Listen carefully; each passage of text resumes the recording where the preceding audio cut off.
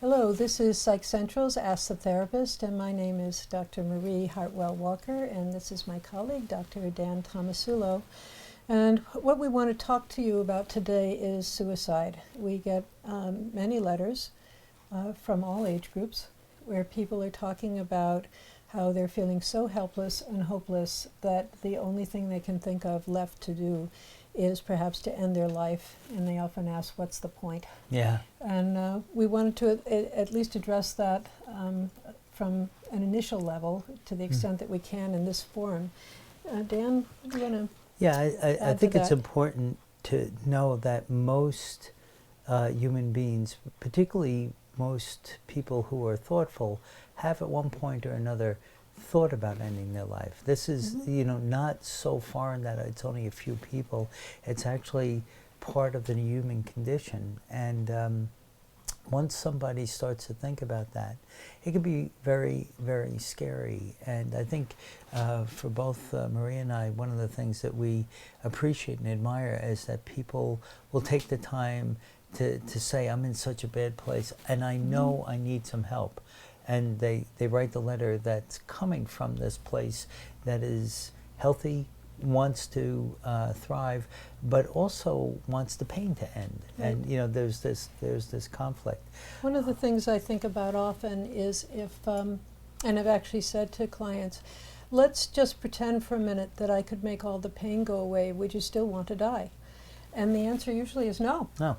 No, the Right. problem is the pain. It's not life. Right. So then our goal is to find a way to reduce the pain. And the first way to reduce pain is to reduce isolation. Yeah. So one of the things we wanted to leave you with today is the hotline, the National Suicide Prevention Hotline, where counselors are available 24 hours a day, 7 days a week, to talk to you. And in the middle of the night, when you're feeling desperate or alone, there is somebody to help you think about what you're thinking about and to give you maybe some practical answers and some support. The number is 1-800-273-TALK. That's 1-800-273-TALK.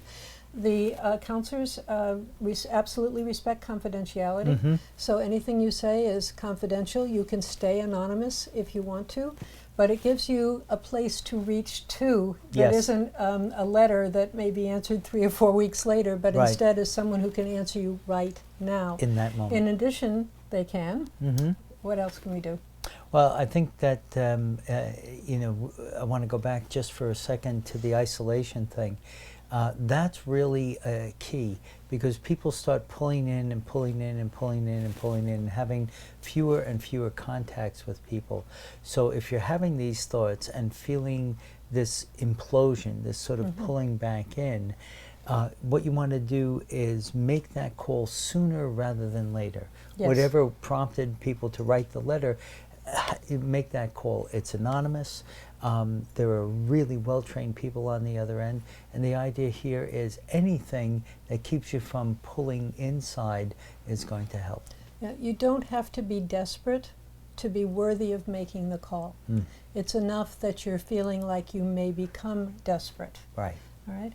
And then there's, subsequent to that, reaching for some local help.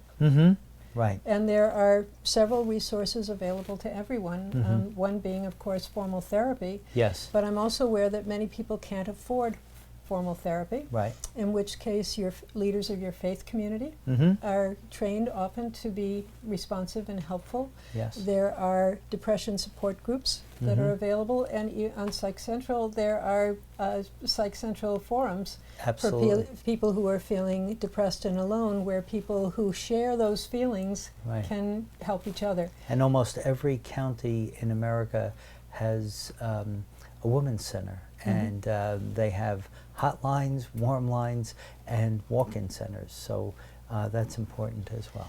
And if you're at the place where you're truly desperate and really think you might suicide, then it's time to call your local emergency room. Because every emergency room in every hospital has a crisis team, and their job is to help you stay alive so that that piece of you that made the phone call can get the support that piece needs in order to start building toward life again.